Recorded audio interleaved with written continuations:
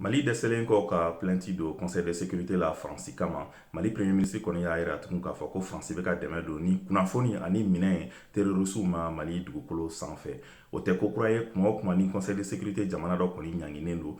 ONU tɛ kala don i ɲina ka bɛn ni o ye en 1985 Nicaragua fana ye plainte don Amérique kama ONU ma kala don i ɲina ka bɛn n'o ye o de la olu taara Cour internationale de justice la Cour internationale de justice kɔni ye Amérique ɲangi ka sababu kɛ kun fila ye kun fɔlɔ a bɛ fɔ o ma ko droit coutumier international kun filanan o ye droit impératif général ye o de la Mali fana kan ka taa plainte don Faransi kama ni preuve bɛ sɔrɔ yɛrɛ la ko Faransi bɛ ka terroriste dɛmɛ walasa an bɛ se ka fɛn fila sɔrɔ cogo min na fɔlɔ depuis 2012 ka se bi ma mɔgɔ fɛn fɛn ye kɔlɔlɔ sɔrɔ dugu fɛn fɛn jenina walasa musaka bɛ se ka di cogo min na o bɛɛ bɛ lasegin u nɔ la cogo min olu bɛ réparer cogo min na filanan walasa an bɛ se ka protection internationale sɔrɔ cogo min na walasa Faransi ka terroriste dɛmɛli dabila o de la